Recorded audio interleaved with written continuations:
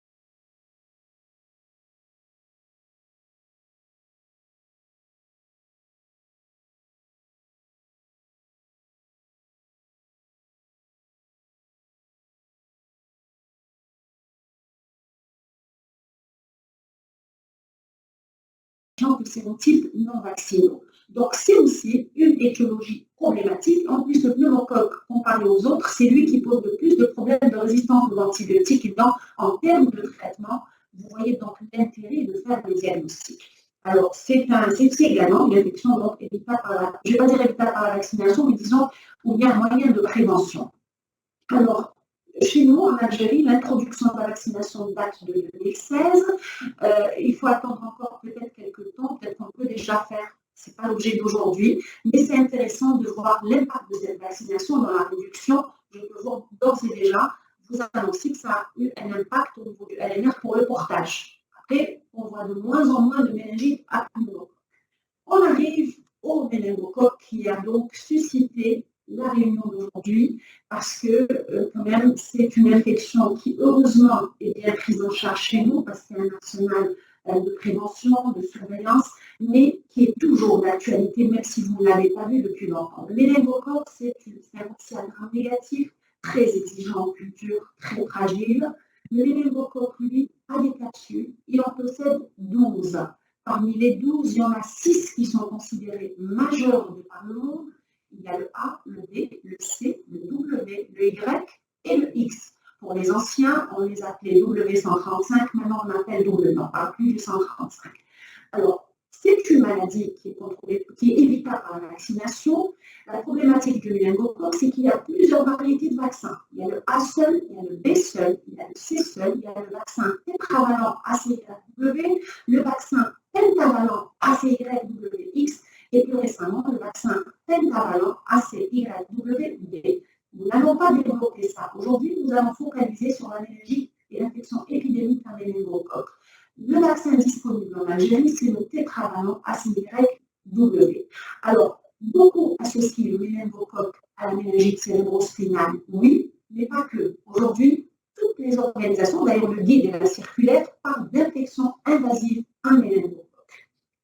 On va voir un petit peu l'évolution des choses. Vous voyez que c'est un petit peu en dents de scie. Je vous dirais que le méningocoque, c'est le parent pauvre en termes de culture. On s'y intéresse, on pense que c'est une partie gagnée, c'est quelque chose de figé. Ce qu'il faut savoir, c'est que là aussi, les sérogroupes changent avec les années. Je vous invite à voir la couleur jaune et la couleur bleue de ce graphique. Pourquoi? Parce que parmi les sérotypes ou les sérogroupes majeurs, le A qui est en bleu ici a été longtemps, et c'est le seul sérogroupe qui a déjà été à l'origine de toutes les épidémies que l'Algérie a connues.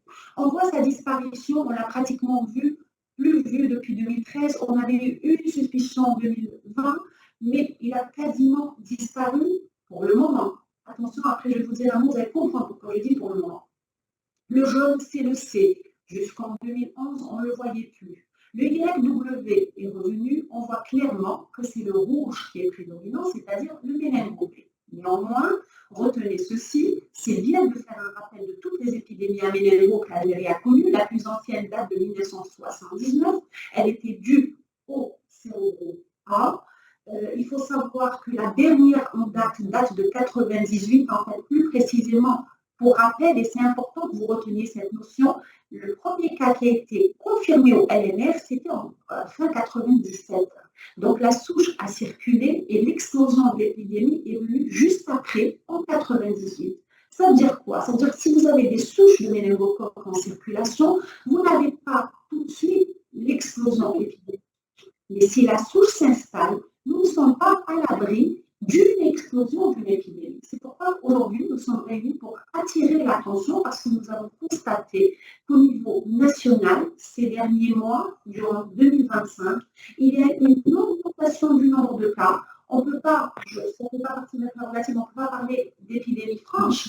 Et moi, en tant que labo de référence, nous sommes dans le devoir d'alerter en disant qu'il y a une réapparition. Non seulement il y a une réapparition du nombre de cas, une augmentation par rapport à l'habitude, mais surtout, nous avons identifié pour la première fois en Algérie un plan en particulier qui circule. C'est le plan 117. Qu'est-ce qu'il a en particularité?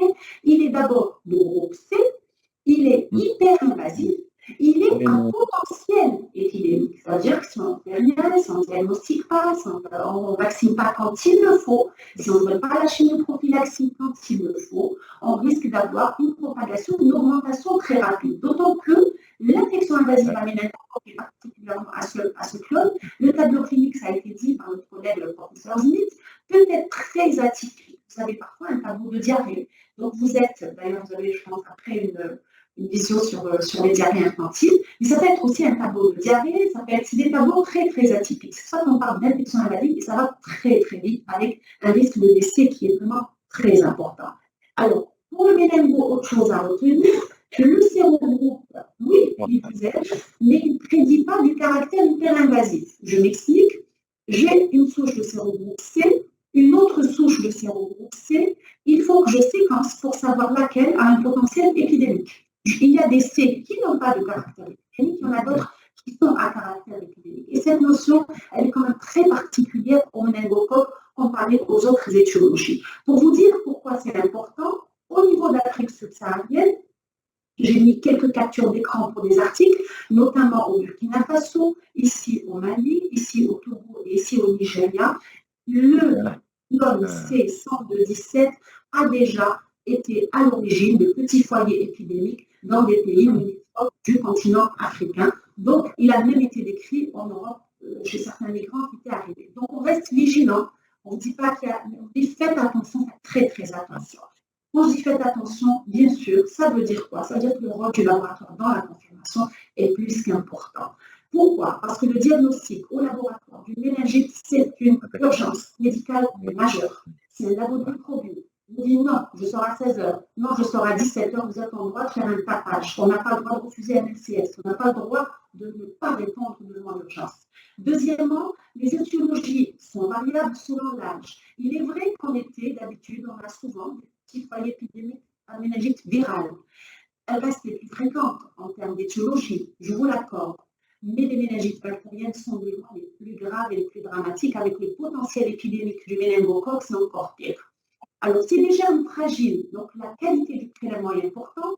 La confirmation du laboratoire est très importante parce que le méningocoque est à haut risque épidémique. Les tests sont très importants. Si pour le pneumocoque, ça pose un problème de traitement. Et devant une infection invasive à méningocoque. N'oubliez pas les méningococcémies. Attention. Alors, dedans, il y a un bon tableau qui parle du laboratoire que j'ai retravaillé à ma façon, mais qui garde les mêmes informations. Alors, devant une suspicion de méningite bactérienne, vous vous posez la question en tant que clinicien, quels sont les prélèvements à réaliser? Alors, les types de prélèvements, le LCS, liquide spinal, l'hémoculture, ont systématiquement associé à tout LCS une hémoculture, des biopsies cutanées ou une aspiration des lésions purpuriques quand vous avez un tableau de purpura, et n'oubliez pas le sang total ou le sérum quand vous avez aussi une suspicion de purpura ou méningococcémie. Maintenant, quelles sont les conditions de réalisation? Je commence par le LCS, je suppose que c'est vraiment le plus fréquent quand il s'agit de méningite à méningocoque. Alors, beaucoup de cliniciens qui m'écoutent vont dire, mais celle-là, elle se prend pour qui avec 3 ml de LCS? Je vous dis oui. Faites faites l'effort. Quand on reçoit une autre tube stérile, bien sûr, pour les trois, pour ne pas trop vous embêter, pour la biochimie, un tube stérile pour la PCR. Alors, dans les conditions de transport, je reviendrai dans un deuxième temps. Pour l'hémoculture, je ne vais pas vous apprendre ça, vous le savez déjà, le volume dépend de l'âge et du poids quand c'est un enfant. Il varie entre 0,5 jusqu'à 10 ml. Pour l'adulte, c'est 8 à 10 ml, je vous le dis. Le sang total, là aussi, il faut prendre 2 ml dans un tube PCR. On verra après. Les conditions de transport et de conservation, j'ai mis sciemment en bleu ciel 2 lignes pour que vous mémorisiez que ce sont les seuls que vous pouvez envoyer à plus 4. Tout le reste, c'est 37 ou température ambiante. Une hémoculture, pas avec des explosifs. Ce n'est pas possible. Un LCR, ne le mettez pas dans un explosif, sauf pour la PCR. Je pense que c'est parlant quand on le fait. Maintenant, vous vous posez la question, ça y est, vous avez fait votre prélèvement. Quel type d'analyse je dois attendre du laboratoire? Là, les capacités des laboratoires diffèrent d'un lieu à un autre, d'un endroit à un autre en fonction de leurs moyens. Donc, je vous dis que le LMR est ouvert, vous pouvez appeler, je vais vous laisser après un mail, ou bien un téléphone, vous pouvez appeler, on peut vous orienter en fonction des régions, on va dire des laboratoires qui sont avec nous en communication dans le cadre du réseau. Néanmoins, c'est important que vous sachiez quel prélèvement, quelle analyse faire. Pour le LCR, alors vous avez d'abord plusieurs types d'analyses. Vous avez la cytologie, la culture, qui dit culture dit antibiogramme, la PCR, méningite, et le test de biochimie, c'est-à-dire la glucorachie et la protéinorachie. Pour le LCS, vous pouvez tout faire à partir du LCS, c'est-à-dire la numération cellulaire, la culture, la PCR, mais également l'examen biochimique. La cytologie, vous ne pourrez pas la demander pour les autres prélèvements. Je fais quand même une petite remarque pour l'hémoculture. La seule chose qu'on peut faire à partir de l'hémoculture, si on voit des bactéries dans l'hémoculture, on peut vous les signaler. Mais la numération cellulaire, ce n'est pas possible. Elle ne concerne plus le LCS. Maintenant, je vais à la culture. Tout peut être fait, sauf pour le sang total. Vous l'aurez remarqué. Concernant la PCR, on peut la faire pour tous ces prélèvements-là, sauf à partir de l'hémoculture. Il existe des PCR qui se font à partir de l'hémoculture, mais pas pour les étiologies des méningites. Il faut bien le comprendre. D'accord? Et enfin, la biochimie, bien sûr, la glycorachie, la protéinorachie ne concerne que le LCR. Le deuxième élément que vous devez savoir, d'accord, vous avez fait votre prélèvement, vous avez fait votre prescription, au bout de combien de temps vous devez réclamer votre résultat? Un labo qui met plus de 2 heures pour vous donner une cytologie, ce n'est pas performant.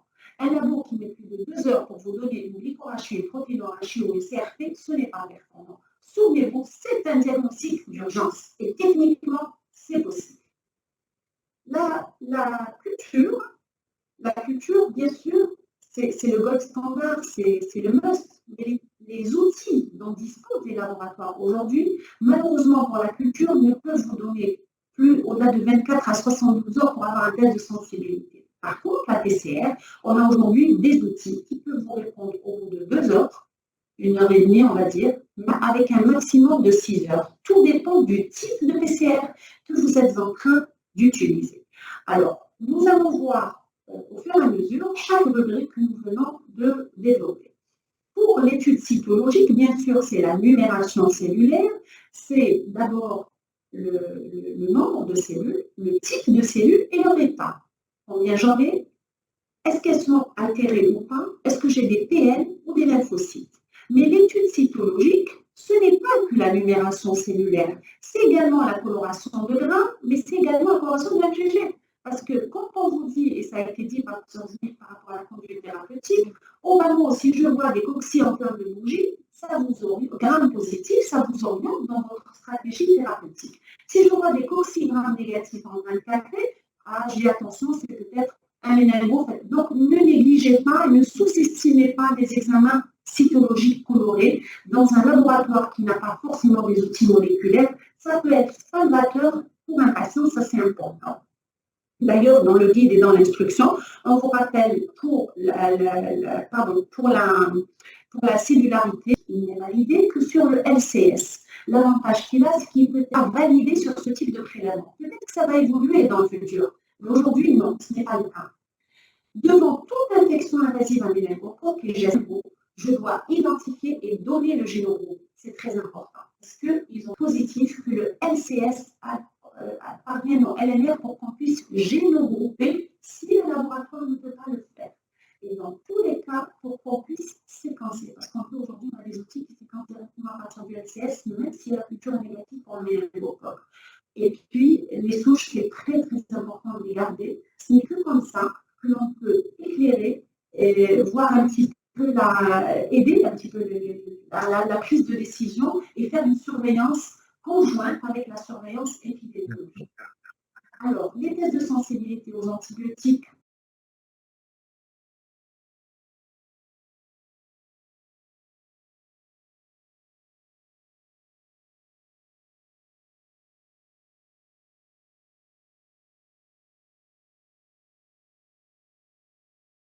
Il n'y a plus de compétences exactes, on ne sait pas comment les souches vont évoluer. Les messages à retenir. La méningite bactérienne, urgence médicale majeure. Confirmation laboratoire obligatoire. Les cliniciens doivent prélever obligatoirement. Les tests moléculaires ne dispensent pas de la culture. Les tests de sensibilité sont très importants, d'où l'importance de la culture. La conservation des souches est très très importante pour la surveillance des génogroupes, des sérotypes et pour faire du séquençage particulièrement pour les méningocoques et pour pouvoir aider à la prise de décision, poser la bonne indication parce qu'il y a l'action immédiate quand il y a une urgence, mais il y a également l'action pour aider à la stratégie de lutte contre les méningites bactériennes, particulièrement pour les infections invasives à méningocoques, mais également la stratégie de vaccination. Je vous laisse une adresse mail et vos questions sont les bienvenues. Merci pour votre écoute. Voilà.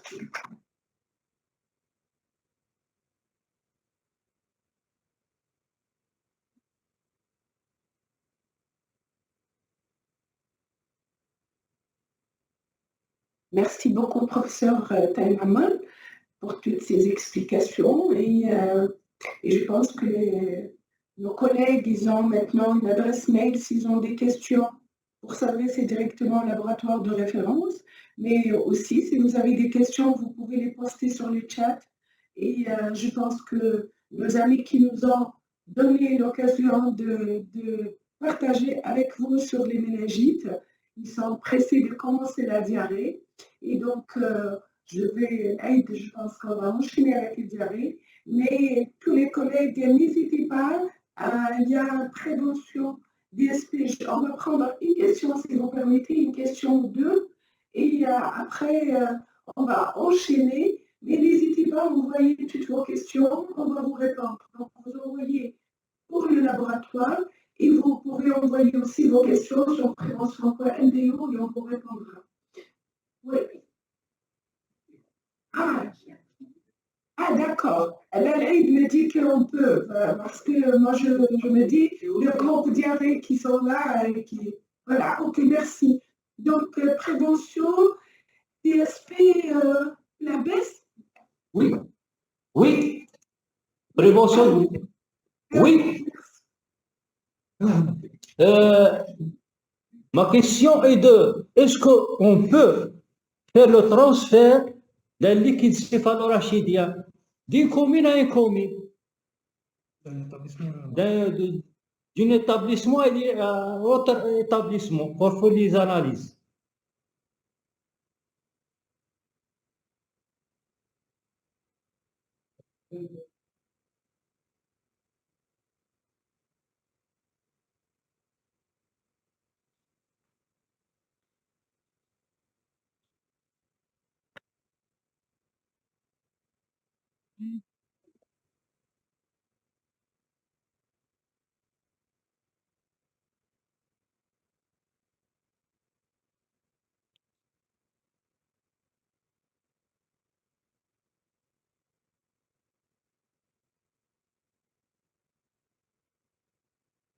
لا أنا بالسوا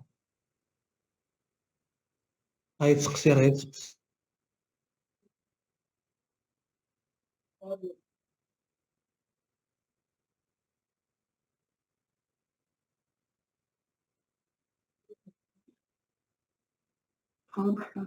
Est-ce que vous m'entendez maintenant? Nous avons entendu.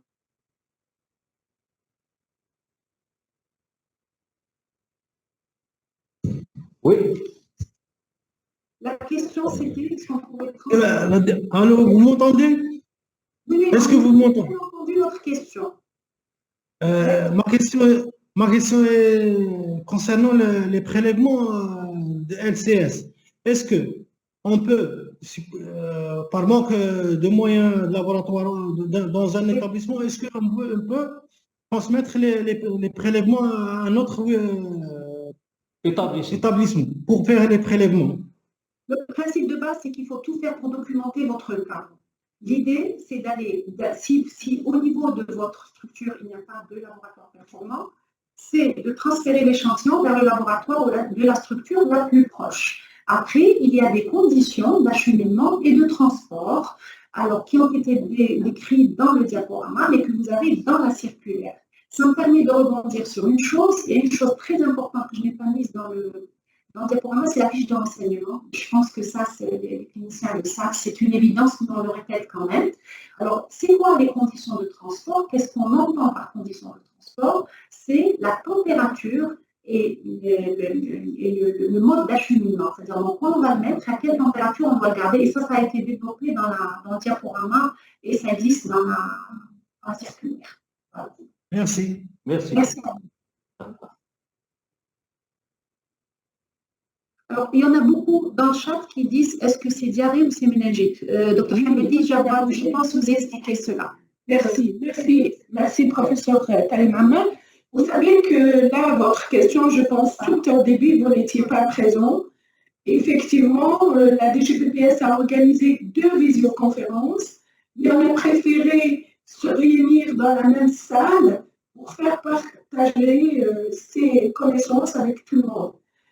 Donc, nous allons commencer par les méningites. Et j'ai dit qu'on va enchaîner avec le diarrhée. Donc, ne vous inquiétez pas. L'équipe diarrhée, elle est là, tous les experts sont là. Et donc, on va enchaîner avec. On a commencé par les méningites parce que, comme on l'a déjà expliqué, qu'il y avait une alerte. Et c'est parce qu'il y avait un problème, il y avait une augmentation du nombre de cas. Et on a voulu partager avec vous et d'attirer l'attention et pour que vous soyez plus vigilants et de rappeler un petit peu un rappel de la circulaire dont vous disposez. Et s'il y a des questions, je l'ai dit tout à l'heure, par rapport aux méningites, n'hésitez pas à les poser ou à les poster sur les chats ou à les envoyer sur soit au laboratoire de référence, soit à prévention.mdo. Maintenant, pour toutes les questions diarrhée, soyez un peu patients. On va faire des présentations et vous pouvez poser les questions. Donc, rien n'empêche qu'on peut parler des 2. Ce sont des programmes nationaux pour lesquels on est en train de travailler. S'il y a une alerte, on passe par l'alerte et après on parle diarrhée. Diarrhée, c'est un problème habituel, qu'on a l'habitude de vivre et maintenant on fait des rappels par rapport à la conduite à tenir. Et c'est surtout quand on fait ces réunions de visio et vraiment on est content d'avoir cet outil pour pouvoir expliquer en fait toutes nos circulaires ou instructions ou notes que nous partageons avec vous parce que la perception n'est pas toujours la même pour toutes les personnes. Et on fait appel à nos experts que je remercie au passage pour qu'ils expliquent et pour répondre à des questions peut-être qui ne sont pas dans nos notes. Voilà, merci. Regardez s'il y a l'objet de la conférence. On a répondu. Voilà. Voilà, je pense que tout est clair. Merci beaucoup. Donc, je pense qu'on va passer maintenant à la conférence où vous êtes. Je pense que vous avez reçu en fait 2 liens le matin et c'est pour ça qu'on est venu. On s'est greffé sur le lien diarrhée et maintenant on va commencer par diarrhée. Il y a le docteur qui va vous présenter un peu le programme. Merci à vous tous. Merci encore une fois à nos experts sur les méningites.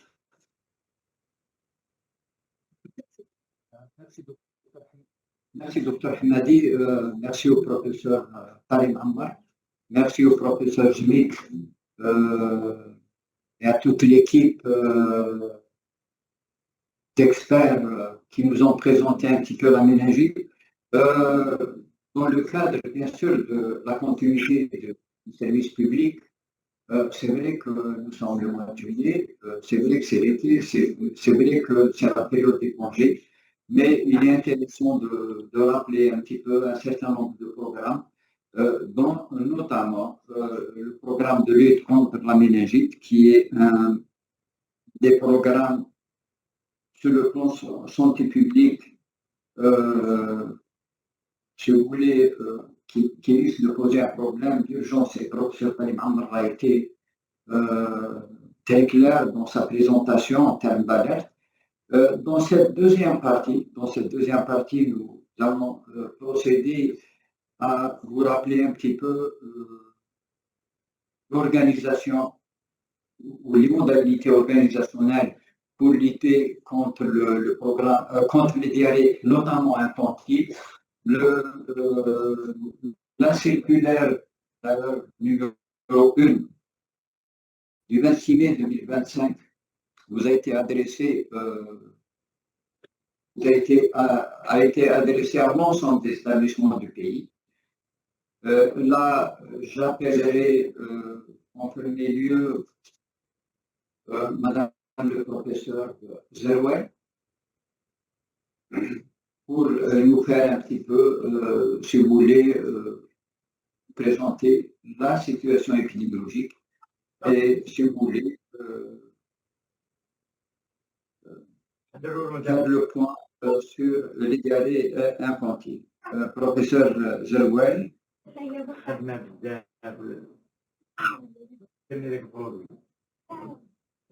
Je sors d'ici.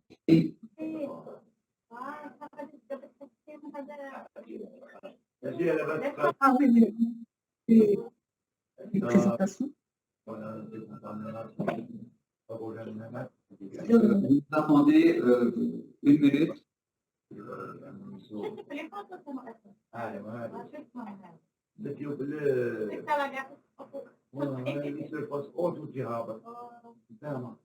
Io nettoyage de contamination ou le décapage, dégreffage.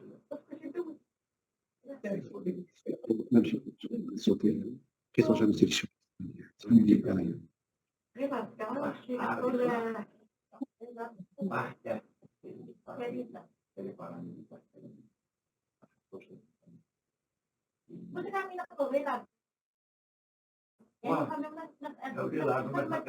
لازم تنقيها à 100%. Les déchets qui font pour pas كامل الديبوسيراج ما راهش ندير ديبوسيراج تخيلي انت الحيط كي تضرب فيها الاخرين نهبط الزراعه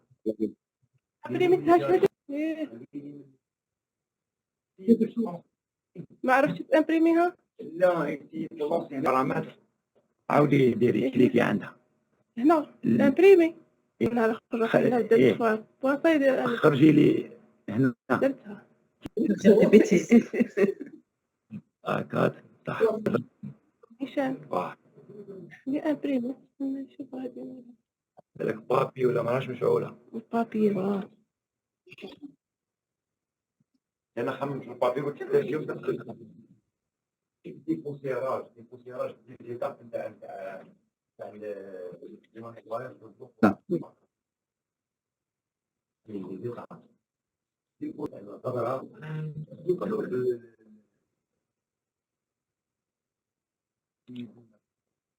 هو التراب الاول هذاك يكون عندك ماسون قطع تسمى بانتير ولا روندو هكا ديروا في حاجه يجيب 1 غرام دو بوسير يتيكال 2,5 مليون دولار انا كي دارك بالليل يريدوا صوت قلت تروحي للمابل تمسحي منها تروحي للمابل 2 جور ابري تفوتي تبعك ايوه فاهم يخصني البلاطه الوالده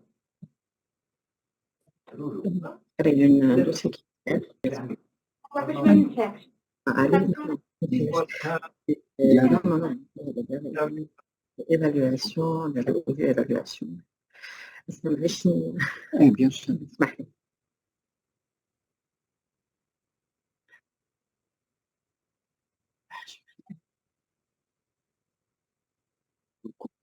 جات كوبي من الدوسي وراه الدوسي تاعكم.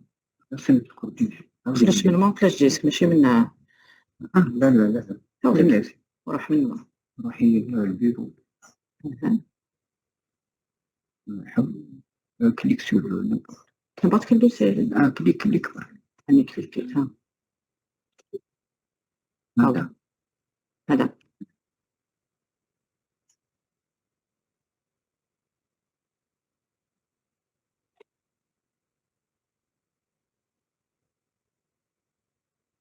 sur le page justement t'arrives directement.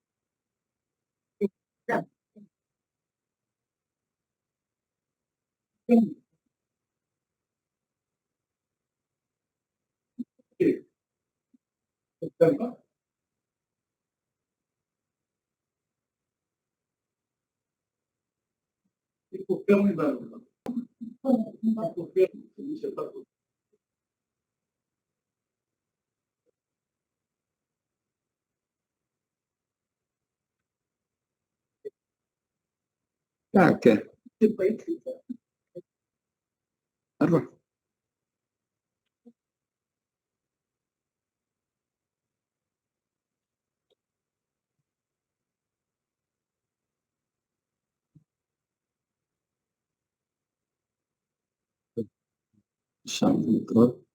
on va supprimer gestion des tâches.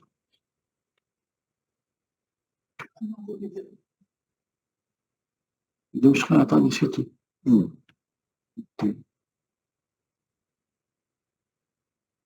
مغلق هذا معليش وش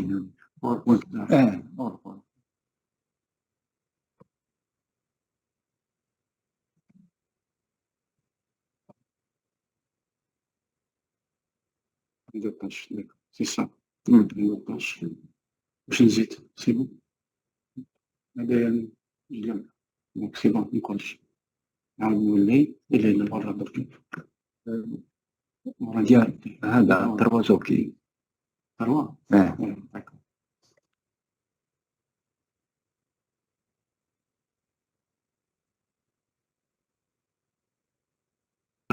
بالسيف تتغلقوا دونك اون فا يشيل هذا هو الدوكيمون تاعها روح سي سا C'est ça, madame. Comment on va le partager? Non, il faut tous les murs. Il faut partager l'écran. ورا التعاون. Et là, il faut partager. Alors, partager, voilà, il est là, partage. d'accord. Laquelle هذه؟ لا ماشي. C'est ça. C'est bon? C'est bon? هذه c'est bon. نعاود نولي البارامتر تاعها هذه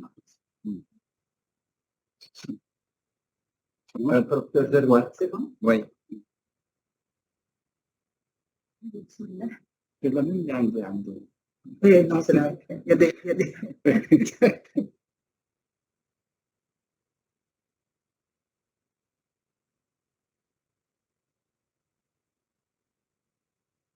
Très bien. Donc, chers collègues, chers amis, d'abord, c'est un plaisir de retrouver avec l'ensemble, que ce soit les présents, en présentiel ou en visio. Donc, on va parler d'un thème extrêmement important. Bien sûr, les méningites sont aussi importantes, vu l'alerte qui a été attirée par l'équipe du laboratoire. Mais là, on va passer à la diarrhée. Et comme vous le savez, chaque année, normalement, un peu avant cette période, on parle de la diarrhée. Pourquoi la diarrhée? On va le voir tout à l'heure, mais surtout C'est quoi la diarrhée, si vous voulez? Vous le savez très bien. C'est ça. Donc, il y a quelque chose qui sort ici.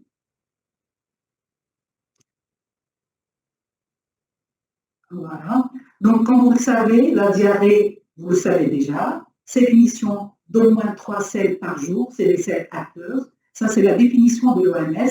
Et bien sûr, il y a la durée. Pourquoi il est important, en fait, de rappeler la définition? Parce qu'il y aura un impact thérapeutique par la suite en fonction du type.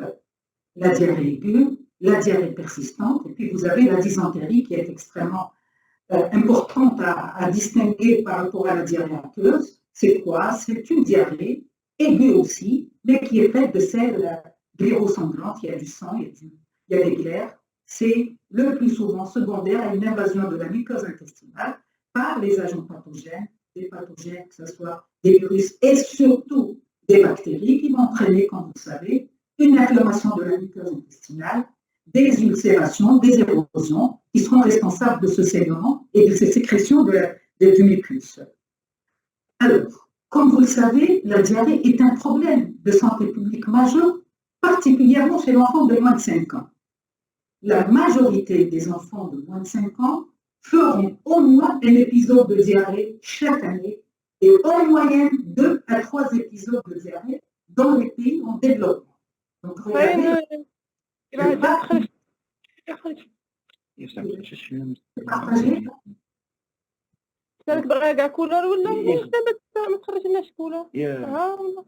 S'il vous plaît, si vous permettez, est-ce que c'est possible d'éteindre vos micros parce que ça gêne un peu la communication? C'est bien de nous suivre, après, bien sûr, on va discuter, il y aura des questions. Donc, comme je viens de le dire, et dans la pratique de tous, que ce soit le médecin généraliste ou que ce soit le pédiatre ou quelle que soit notre spécialité, on a tous vu que l'enfant fait au moins un épisode de diarrhée dans sa vie. Peut-être en elle-même, elle n'est pas très grave, mais elle risque d'être grave à cause du retentissement et du risque d'hydratation. L'hydratation dit risque de décès aussi. Dieu merci, heureusement qu'il y a ces selles de réhydratation qui vont, alors la diarrhée elle tue, mais les selles de réhydratation vont sauver des vies parce que tout simplement, faire de la diarrhée, c'est perdre du liquide, de l'eau et des électrolytes, et l'objectif est de remplacer ces pertes par ces selles de réhydratation qui sont faites à base d'électrolytes avec de l'eau.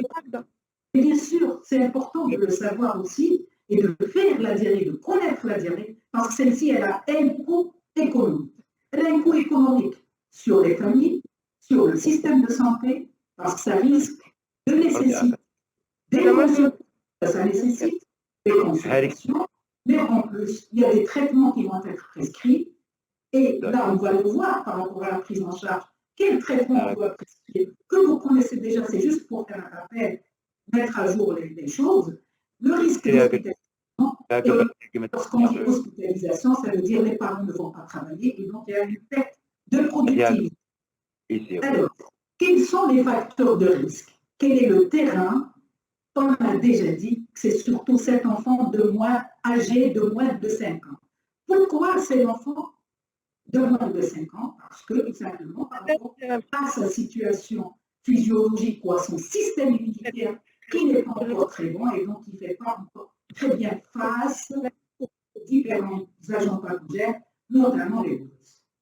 Aussi, l'infection, cette diarrhée, pardon, elle peut être en rapport avec tout simplement un problème d'hygiène, mauvaise hygiène, que ce soit des mains, que ce soit l'eau, la préparation des biberons pour les nourrissons qui sont sous biberon, c'est comment conserver l'alimentation.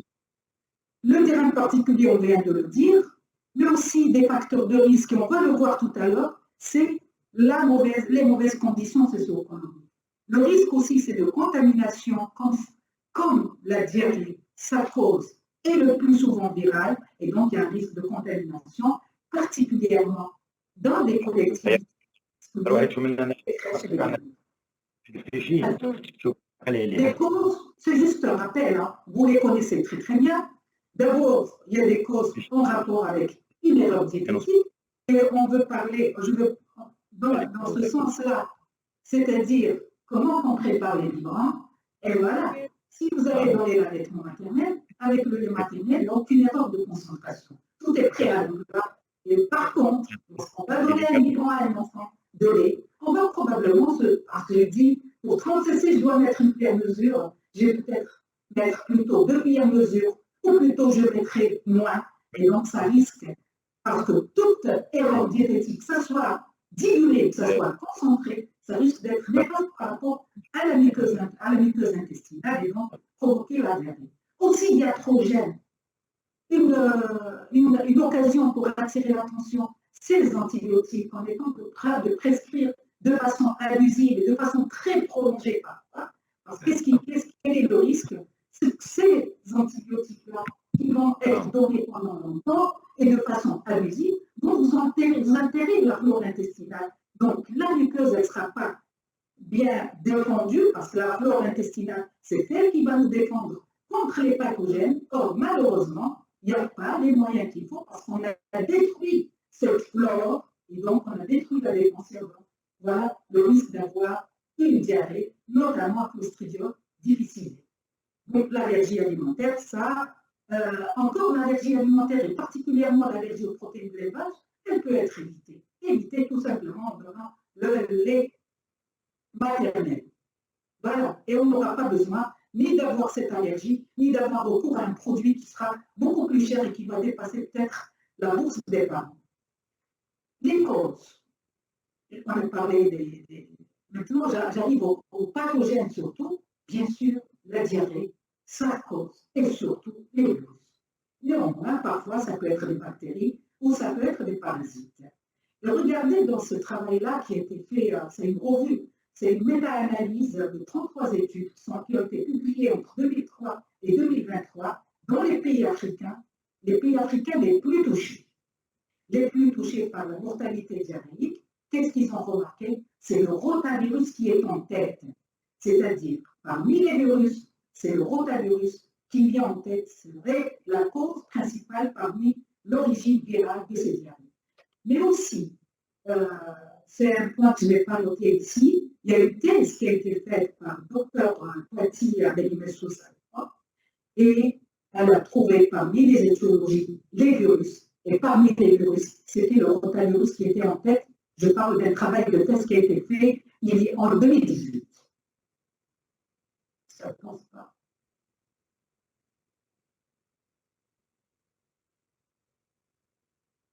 Très bien. Voilà, c'est bien ça. Alors, si on regarde un peu, regardez un peu l'âge, si vous voulez, des enfants qui sont atteints de la diarrhée, sans surprise. Et ça, c'est un travail qui a été fait entre 1995 et 2000, et on voit très très bien que c'est l'enfant de moins d'1 an qui est le plus touché. Si on voit la mortalité, elle touche particulièrement encore le nourrisson. C'est surtout l'enfant de moins d'1 an qui est touché. Dieu merci, déjà, entre 1995 et 2000, on voit qu'il y a une diminution de ce taux de mortalité.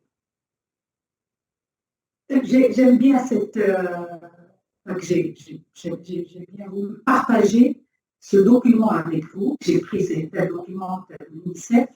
Regardez, un seul, et c'est déjà trop, pour mettre fin aussi bien, c'est-à-dire plus de diarrhée et plus d'atteinte et plus désirable.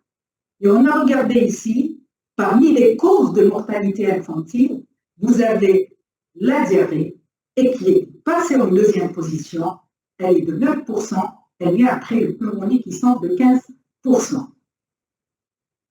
Lorsqu'on regarde un peu quelles sont les conditions socio-économiques, on avait dit que parmi les facteurs de risque, et on le voit très très bien, que plus le niveau ou le niveau socio-économique est faible, si on peut dire ça, ou le revenu plutôt est faible, plus la diarrhée est importante. Ce qui vient confirmer que les mauvaises conditions socio-économiques, elles sont en tête encore. Lorsqu'on voit un peu quel est le nombre de diarrhées, quel est le nombre de décès par diarrhée, bien sûr, le nombre est important, mais Dieu merci, pas dans leur région où nous sommes. Regardez, je pense, hein, M. Ray, vous confirmez que l'Afrique du Nord, enfin, oui, c'est l'Afrique du Nord de toutes les façons, on fait partie de cette région, et que ça n'a pas beaucoup changé entre 2000 et 2015. Alors, dans cette slide, toujours de la même référence, on vous dit qu'un enfant sur 4, il va avoir une pneumonie ou de la diarrhée. Et là encore, on remarque quand même, par rapport au nombre de décès, il y a une diminution considérable entre l'année 2000 et l'année 2015, par rapport à la région où nous sommes, c'est-à-dire Middle East et l'Afrique du Nord. Malheureusement, lorsqu'on voit un peu, parce qu'on l'a dit, la diarrhée, elle tue, mais les SRO sauvent des vies.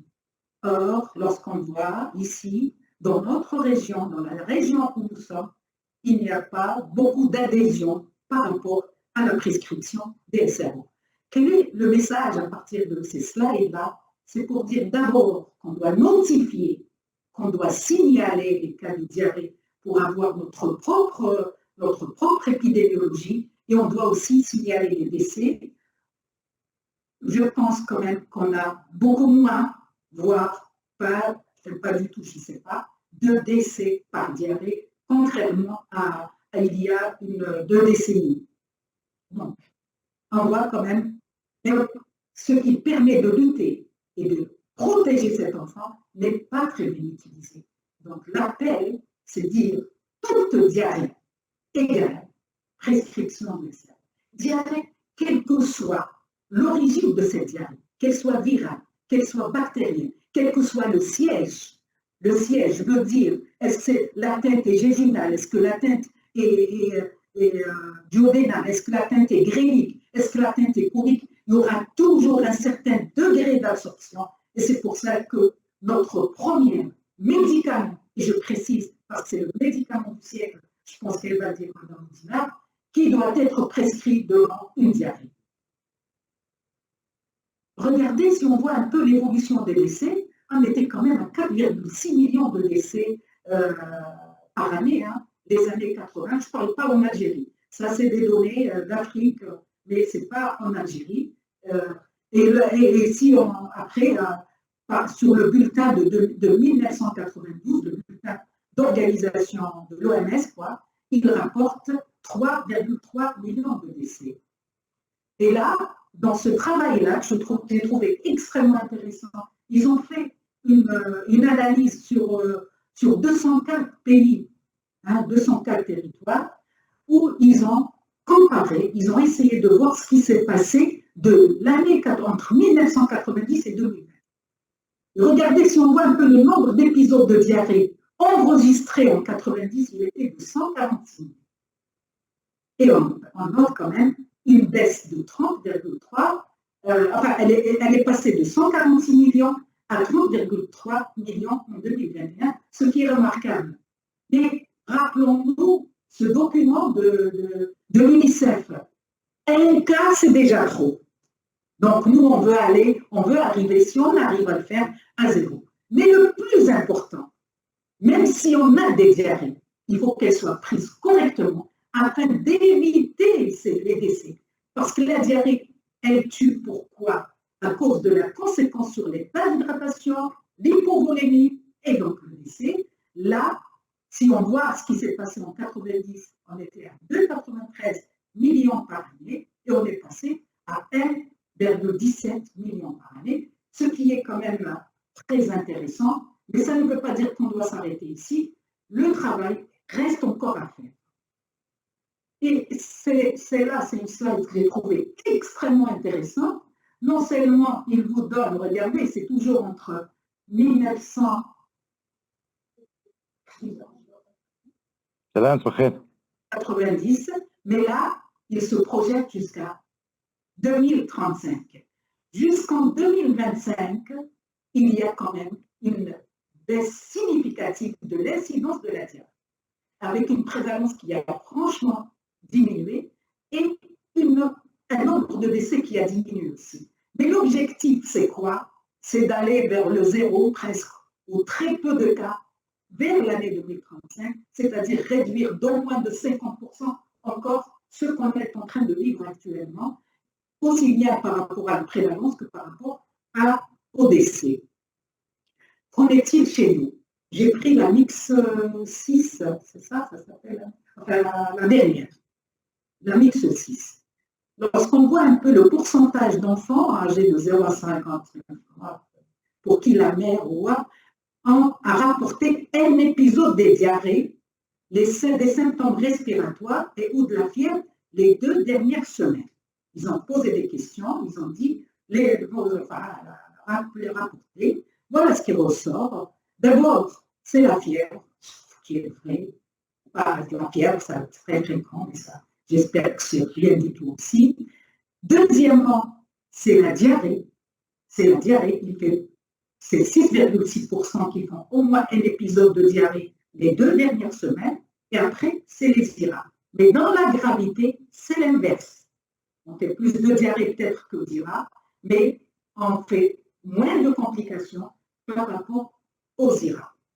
Et là, c'est un peu confirmer ce qu'ils ont trouvé les autres, c'est ce qu'on a trouvé aussi dans cette phase qui a été rapportée par la mix 6, et on regardait la distribution.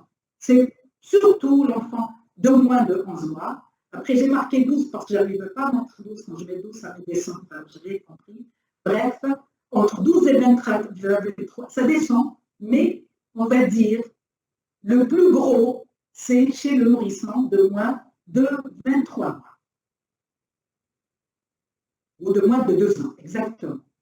Alors, qu'en est-il par rapport à nos pratiques? Et ça, c'est les pratiques aussi bien des médecins privés que des généralistes, que des médecins, du CHU. On est tous dans la même enceinte. Voilà comment on travaille. Alors, on donne les SRO que dans 27,3%. Et nous donnons liquide maison. Je n'ai pas compris, j'ai essayé de voir un peu c'est quoi liquide maison. Dans 14,8%. Et on donne aussi bien les SRO que les liquides maison. Alors, après, c'est vrai qu'ils disent liquide maison, eau sucrée, salée, mais on ne vous précise pas la façon dont on fait. Donc, finalement, on a à se corriger parce que nos pratiques ne sont pas celles qui sont recommandées et celles qui vont sauver des vies, c'est-à-dire prescription des SRO de façon systématique à toutes les diarrhées aiguës, qu'elles soient d'origine virale ou quelle que soit leur origine. Alors après, lorsqu'on prescrit ces SRO, quelles sont les régions? On essaie de regarder par région. C'est toujours l'enquête mixte, hein. Peut-être que ce n'est pas sorti, mais c'est toujours l'enquête mixte. Et regardez, on est à peu près tous kiff-kiff, hein. Sauf quand même la région ouest des Hauts-Plateaux, où la prescription est beaucoup plus faible. Ce qu'on doit faire, ça c'est le mot de la fin, c'est un peu la conclusion, ça ne m'appartient pas, ça c'est des données de ce document-là, c'est-à-dire du document de la... Et j'aime bien, parce que comment protéger et prévenir et traiter la diarrhée, c'est tout simplement, on commence par l'allaitement maternel exclusif pendant les 6 mois. Ce qui a été remarqué, ça je n'ai pas mis dans ces slides-là, lorsque l'enfant est allaité au sein, il fait peut-être de la diarrhée. Il n'y a pas un enfant qui ne fait pas de diarrhée, mais sans conséquences importantes. Donc, on va faire des économies d'hospitalisation, de santé, pour tout le monde, pour la famille, pour tout le monde. Mais si vous devez, on a remarqué, entre l'enfant qui a allaité au sein et celui qui a allaité au lait artificiel, celui-là va faire aussi de la diarrhée, mais risque de faire plus de problèmes par rapport à l'autre. C'est pour ça, si on veut protéger les enfants, c'est encourager l'allaitement maternel. C'est aussi lorsqu'il y a un âge où on va commencer la diversification, c'est-à-dire à partir de 26 mois, après avoir donné le lait jusqu'à, attention, allaitement exclusif jusqu'à 6 mois, mais après il va poursuivre son allaitement maternel qui va peut-être pas être suffisant pour répondre aux besoins de ce nourrisson qui a grandi, et donc on va lui donner à manger. Cette diversification, elle doit être correcte avec le respect de l'hygiène. Non? Et donc, c'est l'hygiène. Bien sûr, la prévention de la diarrhée, c'est les mains. Rappelons-nous, ou rappelez-vous, ou rappelez-le aux mamans, qu'elle doit se laver les mains à chaque fois qu'elle change son enfant. Il fait de la diarrhée, elle le change, ensuite elle va lui donner à manger. C'est-à-dire c'est la transmission, c'est la perpétuité. Et vacciner nos enfants. On a remarqué lorsqu'on vaccine les enfants, on va renforcer leur immunité. Or, on a dit, le problème, pourquoi chez cet enfant de moins de 5 ans, et particulièrement chez cet enfant de moins de 2 ans, parce que son immunité n'est pas bonne. C'est pour ça qu'il faut aller les vacciner, veiller. Est-ce que chaque fois qu'on a un enfant, on va regarder dans son carnet de santé, est-ce qu'il a eu ces vaccins, tous les vaccins nécessaires par rapport à l'âge où il se présente, la réponse. Et puis, le geste à ne pas oublier, le médicament du siècle, ça a été une découverte extraordinaire. Et attention, les sérums ne datent pas d'aujourd'hui, ils datent depuis très longtemps. Déjà, il y avait quelqu'un qui avait pensé à ça, seulement on ne leur a pas donné cette appellation. C'est les Pakistanais avec le choléra et qui a sauvé des vies de ces enfants ou des patients d'une manière générale. Pourquoi? C'est un médicament très simple. Il doit être disponible partout. Il est donné gratuitement. Il doit être disponible pendant la garde. Lorsqu'un enfant vient à 2 heures du matin, il consulte, on doit lui donner ça. Ce médicament doit être disponible. Excusez-moi, madame Boudina, si j'ai un peu anticipé, mais enfin, voilà.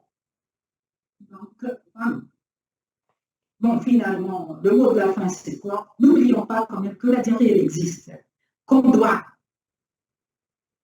je me répète, qu'on doit veiller et on doit faire, on doit insister et on doit faire, si vous voulez, on doit faire de l'éducation sanitaire par rapport à l'hygiène, par rapport à la vaccination, par rapport à et qu'on doit, si on veut avoir des données, pour dire qu'on est efficace ou on n'est pas efficace, regardez les gens. Ils ont fait de 1990 jusqu'en 2025, ils se sont projetés jusqu'en 2035. Nous aussi, on doit avoir nos chiffres pour décider si on est vraiment, on est bien ou on n'est pas bien. Des chiffres par rapport à l'incidence et la prévalence de la diarrhée et voir si celle-là continue à emporter malheureusement des enfants de nos enfants.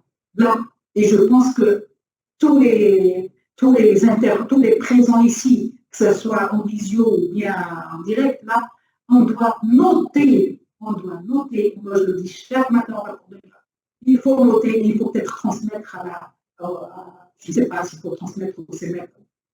Et je vous remercie, après on a pas de questions. Je pense que après la...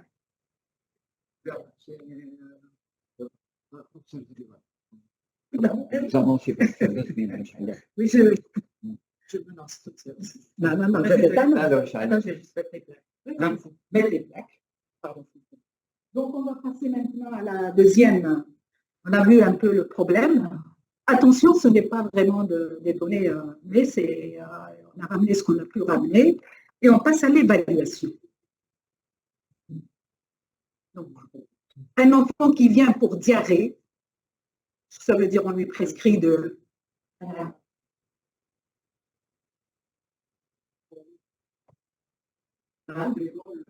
D'abord, ma présentation pour que je puisse aller à partager. Allez, ça la chère amie. D'abord, j'ouvre c'est bon, c'est vrai. Après, je partage. Après, je choisis ce que je veux partager. Partager. Après, est-ce que je pourrais partager un diaporama? Je coupe le micro des fois. Sur vous revenez sur la plateforme. Je suis sur Zoom. Attends. Attends. Il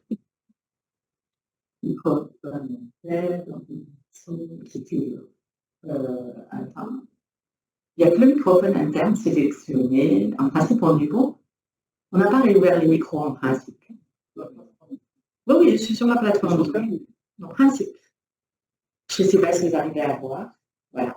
Donc, merci beaucoup à M. Laïd, à tous ceux qui m'ont associé à cette réunion.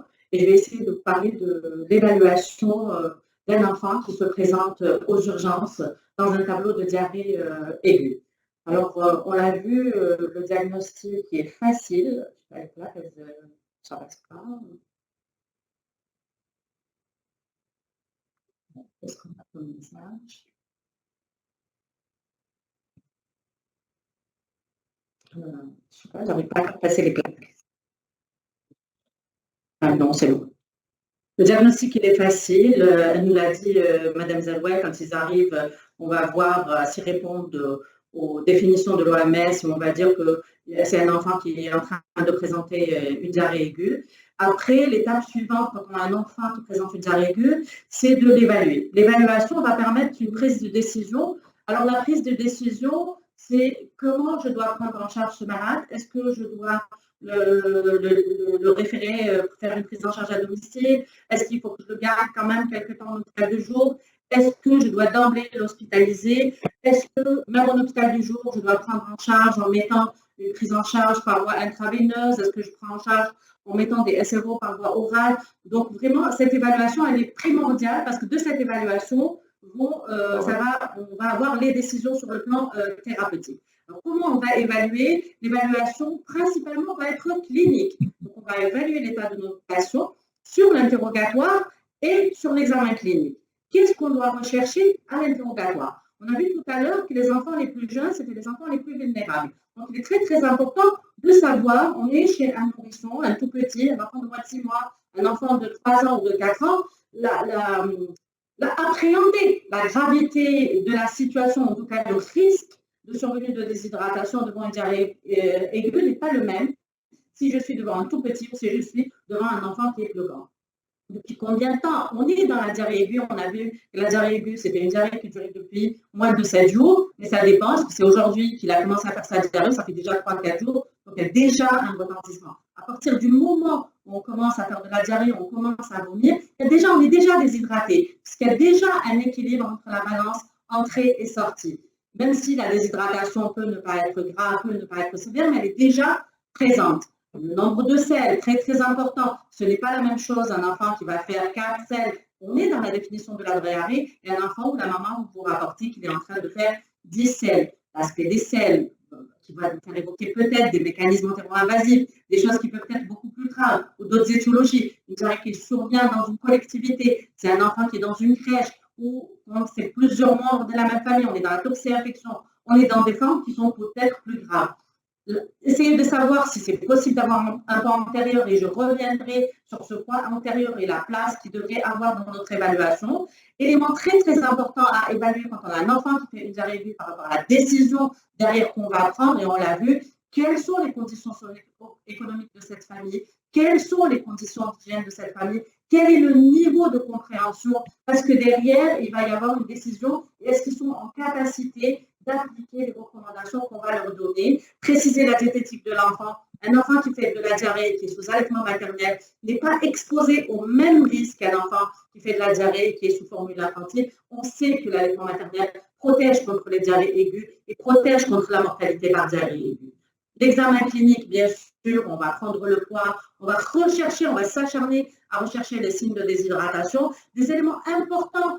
Même si on recherche les signes de déshydratation, on ne va pas attendre la survenue de signes de déshydratation. Il y a des éléments, la fréquence cardiaque, des éléments qui vont apparaître de façon précoce avant qu'on ait une déshydratation, la fréquence respiratoire, le temps de recoloration cutanée. On demande à la maman si c'est possible parce que souvent ils sont avec des couches, ils font beaucoup de sel. C'est difficile de savoir si un enfant a uriné ou pas.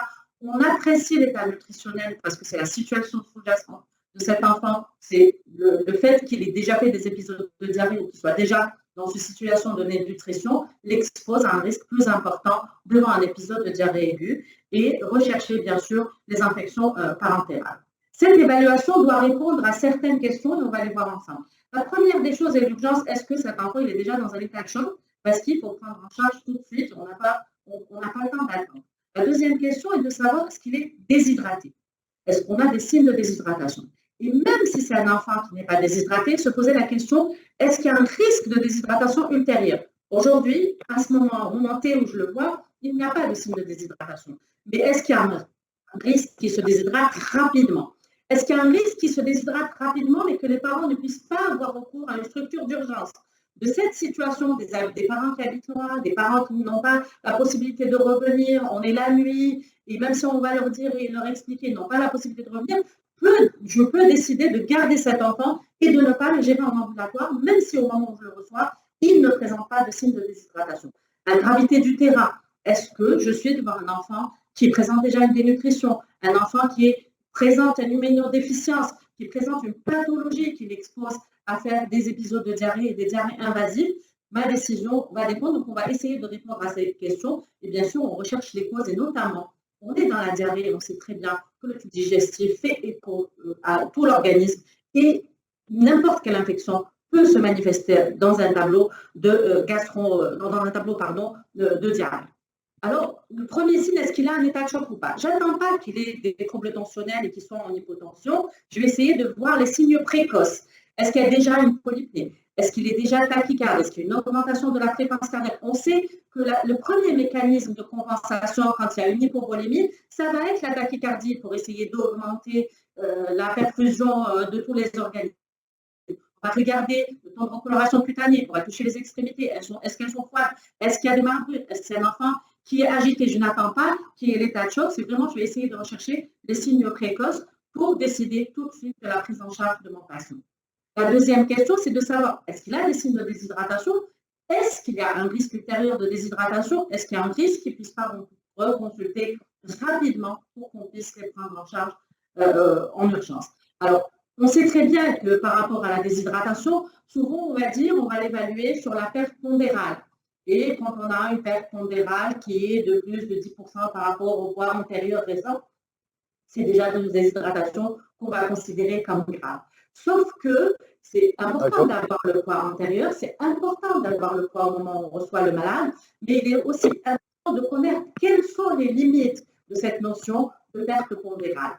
Eh bien, il faut faire attention à quelque chose qui est souvent l'évaluation médecin dépendant. Et la perte pondérale n'est pas toujours fiable. Elle n'est pas toujours fiable parce que tout simplement, dans certaines situations, on peut avoir un troisième secteur. C'est-à-dire que l'enfant, il est en train de faire de la diarrhée sur le plan des mécanismes physiopathologiques. On dit que c'est une interruption du cycle entérosystémique de l'eau. Il y a des liquides, il y a de la diarrhée, mais qui va rester au niveau de la lumière intestinale. Quand vous pesez l'enfant, vous n'allez pas avoir de perte pondérale. Et pourtant, sur son volume sanguin, c'est un enfant qui est déshydraté. Il peut être déshydraté, ça peut être une déshydratation qui va être grave. L'autre situation, c'est que souvent, même si on arrive à avoir un poids antérieur, le poids antérieur n'a pas été forcément pris avec la même balance, dans les mêmes conditions, avec la même personne. Et donc, on peut avoir des valeurs qu'on ne pourra pas interpréter. Donc, la clinique, elle est extrêmement importante. Il faut toujours faire attention à cette notion de perte pondérale parce qu'on peut parfois sous-estimer le degré de la déshydratation. Et il faut savoir aussi dans quelles conditions la pesée a été faite. Il suffit juste qu'on ait pesé l'enfant un peu avant qu'il fasse sa selle ou un peu après, un peu avant qu'il vomisse ou un peu après qu'il vomisse, et vous allez avoir une différence de 100 grammes. 100 grammes, c'est rien pour un adulte, mais 100 grammes pour un jeune nourrisson, et c'est ceux-là qui sont les plus fragiles et les plus susceptibles de faire des déshydratations et de formes graves, ça va modifier complètement votre évaluation du degré de la déshydratation. Pareil, est-ce qu'il a pris un biberon, est-ce qu'il a été allaité ou pas par rapport au moment de la pesée? Une différence, je le pèse avant la tétée ou après la tétée, vous pouvez avoir plus ou moins 200 grammes. Et pareil, 200 grammes, c'est énorme quand on la compare au poids d'un enfant ou d'un nourrisson de 5 mois qui pèse 5 kg, qui pèse 6 kg. Donc 200 grammes, c'est quelque chose qui va compter dans la balance et qui risque de fausser votre évaluation si vous ne prenez en compte que le poids. Donc, c'est bien d'avoir le poids, on va démarrer du poids probablement pour la prise en charge, mais il faut que vous ayez ce recul, il faut que vous sachiez que le poids, vous devez le prendre, mais en tenant compte de toutes les précautions. Je le pèse avec une couche pas pleine, et donc la prise du poids doit se faire de façon juste, normalement, pas sans couche, ou au moins avec une couche qui est propre, sans urine, sans sel, et je pèse dans les mêmes conditions pour pouvoir éventuellement tenir compte de ce paramètre. Alors, donc, si on dit qu'il faut faire attention, je pense qu'il y a un souci, c'est pas grave, si on dit qu'il y a un problème par rapport au poids. Donc, on ne va pas tenir compte que du poids. Le poids est important, mais on va tenir compte des autres paramètres. Il faut savoir que dès qu'on commence à faire de la diarrhée, dès qu'on commence à vomir, on est déjà déshydraté.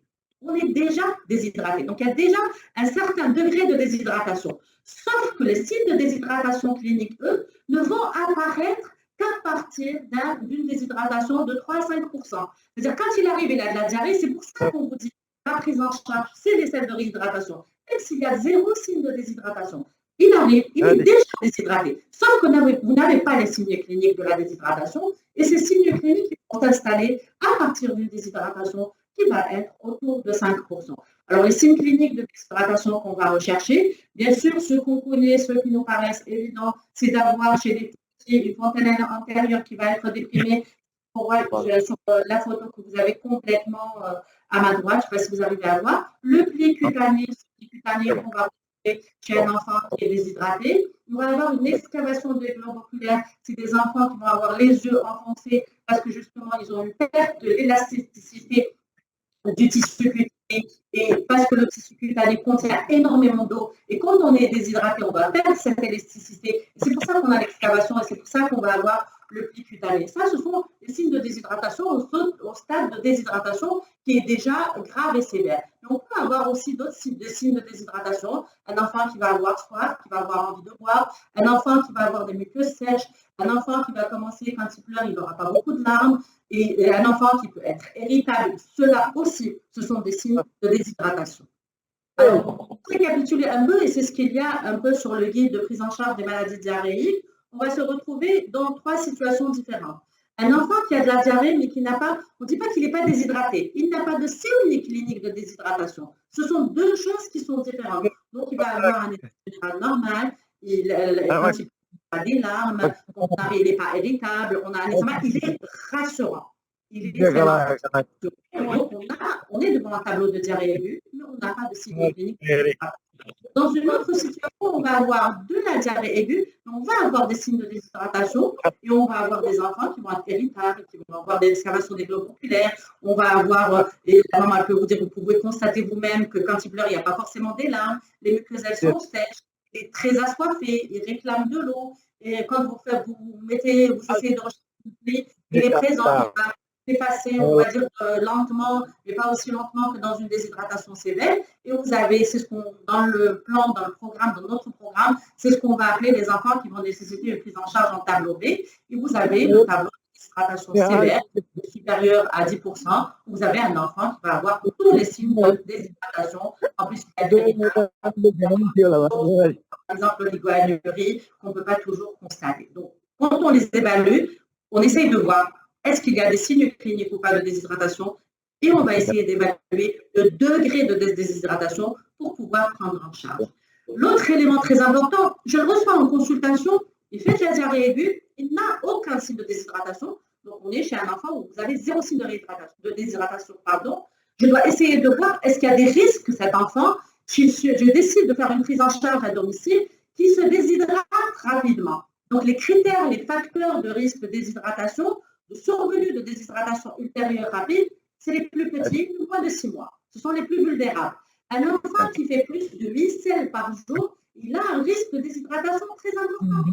Même si au moment où je l'examine, moi, il y a 0 signe clinique de déshydratation. Si la maman, elle vous dit, j'arrive même pas à lui remettre une couche, elle ne reste pas propre pendant 2 minutes, il refait encore une autre selle. En général, on le constate au moment où on les examine. On est en train d'examiner, elle change la couche, il refait encore une autre selle. C'est un enfant qui est inquiétant, même s'il n'a pas de signe de déshydratation. Un enfant qui vomit, notamment les enfants de moins de 1 an, s'il vomit plus de 2 fois déjà par jour, elle vous dit, on se pose la question, est-ce que réellement il va pouvoir prendre correctement ses selles de réhydratation à domicile? Et donc à ce moment-là, on se pose la question, est-ce qu'il n'est pas plus pertinent de les évaluer au moins pendant quelques temps en mise en observation? Si elle vous dit, la maman, souvent ce qui se passe, c'est qu'ils viennent en consultation, et peut-être que c'est aussi ça qui fait, parce que la mixocie, c'est on a interrogé les mamans, est-ce qu'elles ont donné ou pas donné. Souvent, ce qu'on fait, c'est qu'on fait des prescriptions. Et donc, on a déjà peut-être donné les selles de réhydratation, et quand elles reviennent, si on leur fait des ordonnances, elles n'adhèrent pas. C'est déjà l'ordonnance, ça, je l'ai déjà fait. Expliquer, comprendre déjà ce qui se passe par rapport à leur utilisation des selles de réhydratation pour pouvoir derrière tout donner du conseil ou peut-être se décider pour les renforcer, pour leur donner de la confiance, de débuter une prise en charge, même s'il n'y a pas de signe de déshydratation, au milieu hospitalier ou en hôpital du jour. Vérifier le terrain, même s'il n'est pas déshydraté, des nutris, des déficits immunitaires, patients opérés, iostomie, même si ce n'est pas fréquent, ce n'est pas des patients qu'on va gérer en ambulatoire. Un élément très, très important à prendre en compte, ce sont les conditions socio-économiques et ce sont la compréhension des familles. Une maman SDF, elle va sortir, vous lui dites, vous allez me donner des sels de réhydratation, vous faites ceci, vous faites ça, elle ne pourra pas le faire. Quelqu'un qui vit dans une institution, des gens qui viennent aux urgences pendant la nuit et qui habitent loin, on leur donne des consignes, ils repartent chez eux et on leur dit en cas d'aggravation, revenez. On sait très bien que pendant la nuit, c'est extrêmement difficile. Donc, ça peut faire partie des critères qui vont justifier qu'on débute une prise en charge en milieu hospitalier. Donc, des éléments à prendre en compte pour décider de la prise en charge, d'évaluation de nos patients. On a vu diarrhée aiguë. Diarrhée aiguë, en fin de compte, c'est un symptôme. C'est un symptôme qui peut faire appel dans la plupart du temps, on est sur des diarrhées aiguës et dans la plupart du temps, on est sur des diarrhées aiguës d'origine virale. Et ça peut être aussi un symptôme d'autres manifestations qui peuvent être graves. Et donc, dans notre évaluation, on doit évaluer est-ce que c'est réellement un tableau de gastroentérite aiguë virale ou je suis plutôt devant un tableau de méningite. On vient de voir la présentation sur les méningites. Est-ce que je ne suis pas devant un tableau d'infection urinaire pyélonéphrite? Est-ce que ce n'est pas une otite, donc je dois examiner les oreilles de mon enfant? Est-ce que ce n'est pas le début et ce n'est pas le symptôme d'une pathologie beaucoup plus grave qui est par exemple un syndrome hémolytique hérémique? Donc il est pâle, il a un ictère, c'est vraiment aigu et ça, la manifestation chez les petits justement, c'est des tableaux qui démarrent à partir de gastroentérite aiguë. Par contre, elles qui sont bactériennes, est-ce que ce n'est pas le début d'un problème chirurgical? Donc ça, c'est quelque chose de très important. Ce n'est pas fréquent. Les plus fréquents, c'est les diarrhées aiguës d'origine virale, mais ça existe. Et donc, je dois, dans mon évaluation, faire tout pour essayer d'éliminer ces diagnostics pour pouvoir être efficient et prendre en charge correctement mon patient. Les examens complémentaires dans l'évaluation d'un enfant qui présente une diarrhée aiguë, en réalité, n'ont pas d'intérêt. Pour la plupart du patient, on n'a besoin de faire aucun examen complémentaire. Les examens complémentaires qu'on va devoir faire, c'est on décide de prendre en charge notre malade en hospitalisation quand vous avez des déshydratations sévères et que vous allez faire une réhydratation par voie intraveineuse. On aura besoin de faire une fonction rénale et un ionogramme. Mais pour la majorité des enfants, vraiment l'immense majorité des enfants, on n'a besoin d'aucun examen complémentaire. Après, pour les prélèvements bactériologiques, faire une PN, faire un ECBU des urines, ce sont des examens qu'on va faire en fonction de l'orientation, mais ce ne seront jamais des examens qui doivent être faits de façon systématique. Donc, l'évaluation, au terme de l'évaluation, et vous avez vu que l'évaluation était pratiquement exclusivement clinique, basée sur votre interrogatoire, basée sur votre examen clinique, on va se retrouver dans plusieurs situations, soit un enfant qui présente une diarrhée aiguë, mais qui a zéro signe de déshydratation. Et j'insiste sur le fait que quand il n'y a pas de signe de déshydratation, ça ne veut pas dire qu'ils sont déshydratés. À partir du moment où il y a de la diarrhée, on est déjà déshydraté. C'est juste qu'il n'y a pas encore les signes de déshydratation. Donc, on n'a aucun facteur de risque de déshydratation. On va voir avec M. Boued et Benaliouel et Mme Baudifina comment on va la prendre en charge. On aura des enfants qui auront de la diarrhée sans signe de déshydratation, mais on n'est pas rassuré, on a peur qu'ils se déshydratent ultérieurement, ils n'ont pas les bonnes conditions pour appliquer les consignes. Et cela, on va devoir les prendre en charge d'une certaine façon, probablement au début hospitalier. Et après, on a les enfants qui ont déjà des signes de déshydratation, et ceux qui vont avoir des signes de déshydratation, et on verra la prise en charge avec les collègues. Le message le plus important, c'est que vraiment, c'est basé sur la clinique et remettre chaque élément de la perte de poids, des signes cliniques à leur place. Et ce n'est pas parce qu'un enfant, comme je l'aurais posé, je vais considérer qu'il n'a pas perdu de poids, qu'il n'est pas forcément déshydraté. Donc vraiment, l'examen clinique, c'est quelque chose d'extrêmement important. Et je vous remercie.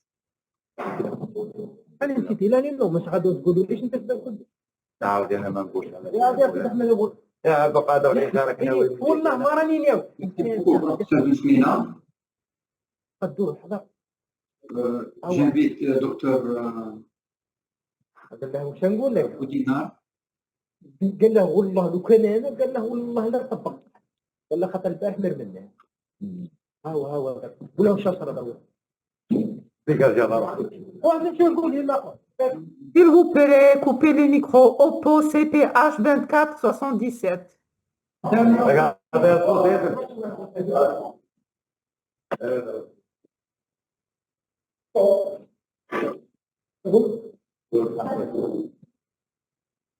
لا بالضبط لا ولا احنا بطل هيجي ارجع عندي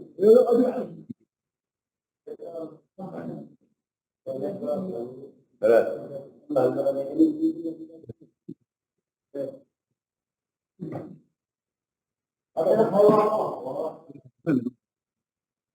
المينيتيك ده شوف ليها الباقات هذا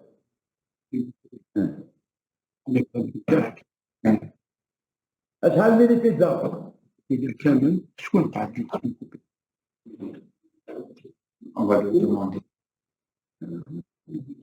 Ça y est, c'est partagé. Mais je peux pas. Je sais pas. Micro. Micro.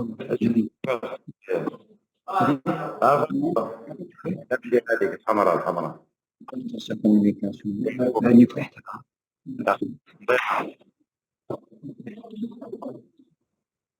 طيب ايوا بقات ميسر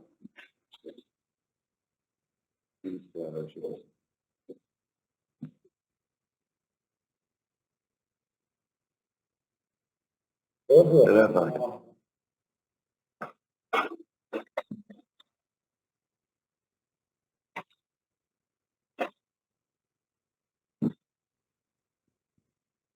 C'est pas mon PC, c'est des propriétés.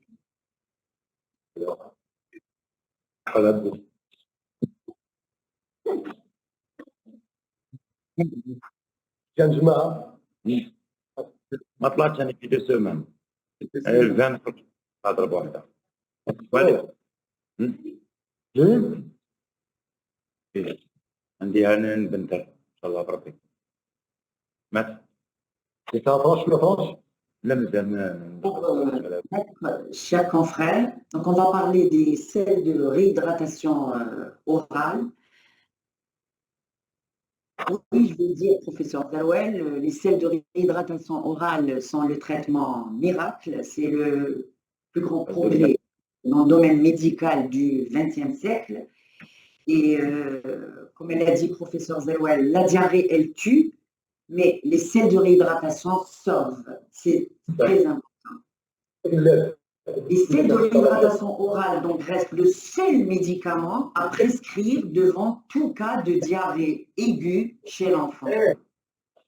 La composition actuelle donc, des sels de réhydratation orale rejoint donc le sel de l'OMS à osmolarité réduite, qui est donc fabriqué par le groupe pharmaceutique Saïdal en Algérie.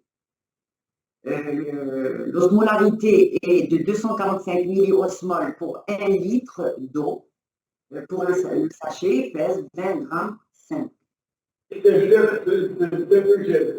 Chaque sachet contient 13, chaque sachet de sel de réhydratation orale à osmolarité donc réduite, donc la nouvelle formule, contient 13,5 grammes par litre de glucose, 2,6 grammes par litre de chlorure de sodium, 2,5 grammes par litre de bicarbonate de soude ou citrate prisodique hydraté.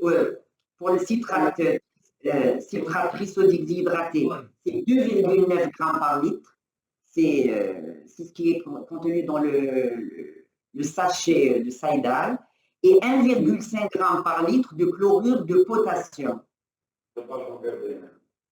Pourquoi l'osmolarité réduite?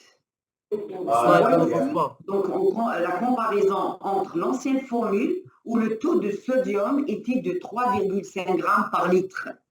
Actuellement, nouvelle formule, le taux de chlorure de sodium, il est de 2,6 grammes par litre. Bien sûr, le glucose dans l'ancienne formule, Bonjour madame, s'il vous plaît, les slides. actuellement, le taux de sodium, il est de 13,5 grammes par litre. Pourquoi cette osmolarité réduite? Les slides, s'il vous plaît.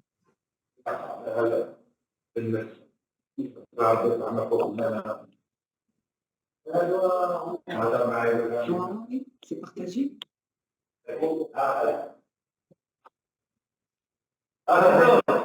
partagé.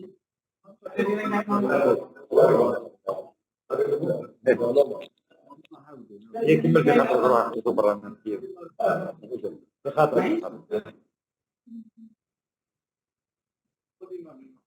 انا طاير لاباس كي راك فيها كيف انا سبت صوتي يا ولد مرحبا لطيف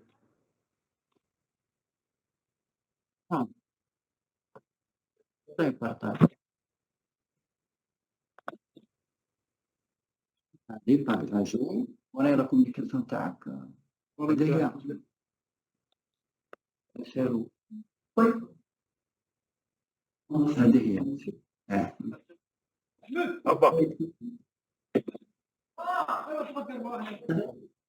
C'est partagé. C'est bon. Les études ont montré clairement les avantages de cette nouvelle solution donc, SRO à osmolarité réduite donc, pour traiter les enfants qui ont une diarrhée aiguë. Quels sont ces avantages? Elle réduit, premièrement, cette formule réduit le volume des selles de 25%, ce qui est bien parce que c'est le nombre de selles angoisse les parents. Elle réduit les vomissements de 30%. Ça angoisse encore plus les parents quand il y a des vomissements parce que l'enfant vomit, il ne peut pas téter, il ne peut pas manger. Donc, elle réduit de 30%, ce qui est important.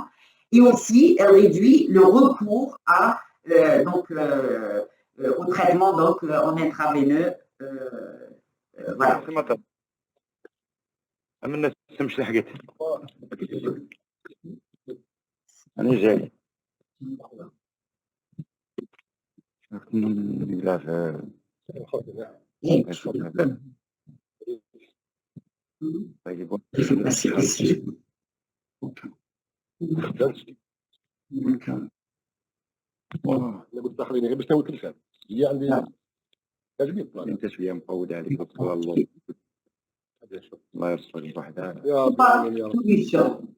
C'est très important d'expliquer donc aux parents. Normalement, c'est là le rôle des coins SRO. Il faut bien expliquer comment préparer la solution et comment administrer. Il faut dissoudre donc le sachet de sel de réhydratation orale dans 1 litre d'eau bouillie et refroidie. Donc, au préalable, il faut faire 1 litre pour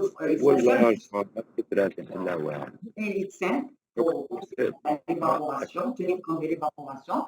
Et prendre donc 1 litre et dissoudre ce sachet dans un récipient et bien sûr fermer le récipient. Il faut savoir qu'il existe d'autres préparations qui nécessitent des dilutions qui sont différentes, des sachets de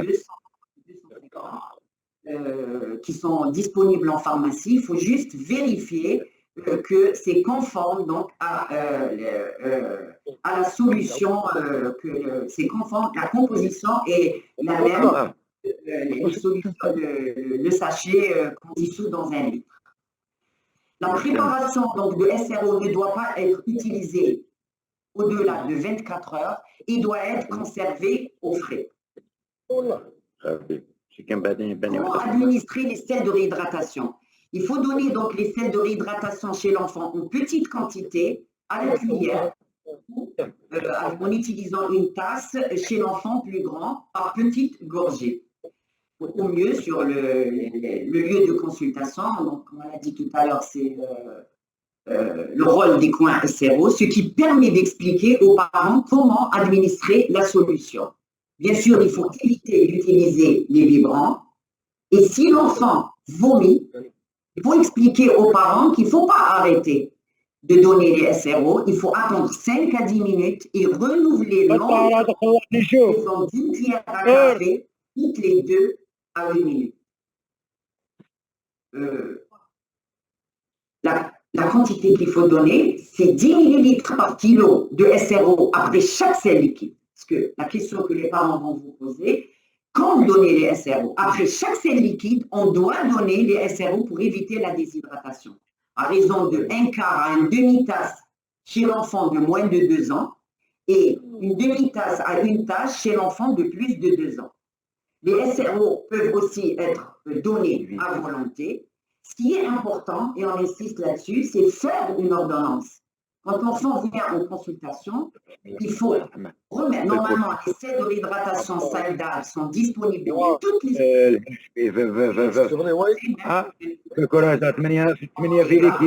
L'enfant qui vient pour diarrhée, on doit remettre aux parents donc 2 sachets et comme les 2 sachets peuvent s'épuiser puisque toutes les 24 heures, il faut renouveler, donc il faut faire une ordonnance. Il faut donner toute l'importance à cette ordonnance parce que le traitement, professeur Belpoil va vous en parler dans un moment, tous les autres traitements pour la diarrhée n'ont pas prouvé leur efficacité. Donc pour la diarrhée, donc à tous les médecins qui nous écoutent, qui nous entendent, qui nous regardent, j'insiste, on insiste pour dire que le seul traitement de la diarrhée, tous les autres traitements sont inefficaces et sont coûteux aussi. Le seul traitement de la diarrhée aiguë chez l'enfant, c'est bien le traitement miracle, comme l'a dit professeur Zawel, c'est le SRO et qui doit être disponible dans les structures de santé. Il faut faire donc l'ordonnance et expliquer sur l'ordonnance comment reconstituer les SRO, comment les donner et ce qui est très important, la quantité à donner selon l'âge.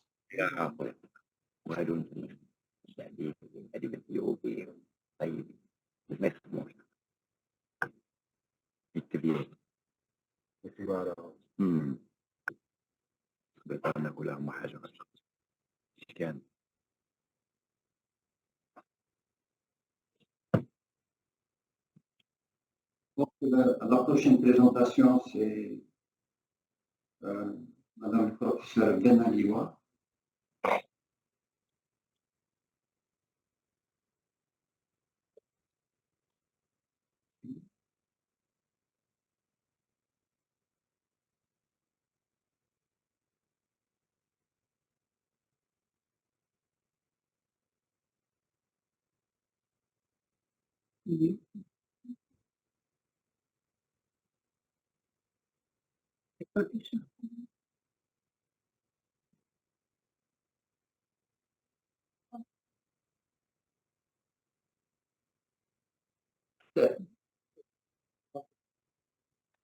On va aller là, c'est la communication.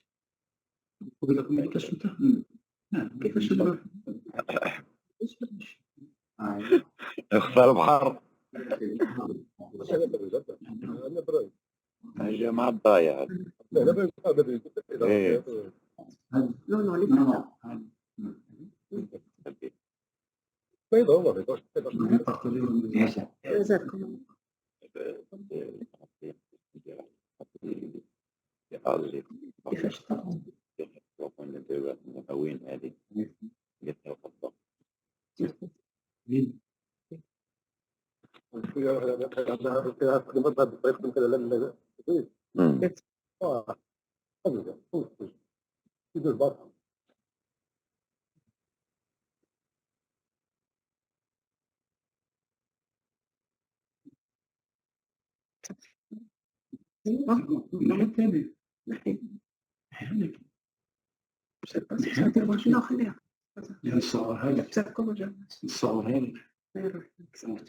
C'est bon. C'est bon. Merci. Bonjour, chers collègues, chers amis. Je remercie M. Laït de m'avoir donné l'occasion de participer dans cette journée de sensibilisation contre la diarrhée aiguë chez l'enfant. On enchaîne toujours dans la diarrhée aiguë et là, je vais vous parler plus précisément des médicaments. Pourquoi on va parler des traitements médicamenteux en domaine des SRO? Parce que tout simplement, on voit en pratique quotidienne des ordonnances d'enfants qui consultent pour diarrhée et on retrouve que ces enfants ont eu une liste de médicaments qui parfois poussent les parents à ne même pas acheter des médicaments, ne même pas acheter des SRO et parfois on n'oublie même pas. Donc, pour les parents, on perd la place des SRO. Les SRO perdent leur place dans le traitement de la diarrhée. Et c'est ce qu'on va voir en détail. On va détailler quelques médicaments les plus prescrits par les pédiatres, les médecins généralistes, par tout le monde, pour voir quel est leur intérêt, quelle est leur place, y a-t-il indication, est-ce que cette indication est systématique ou non. On va voir ensemble les ralentisseurs du transit, les antiémétiques, les antibiotiques, le zinc et les probiótiques. Alors, concernant les ralentisseurs du transit, ils sont efficaces à réduire la durée de la diarrhée et le débit d'essai. Cependant, ils peuvent être toxiques et ça a été rapporté, ils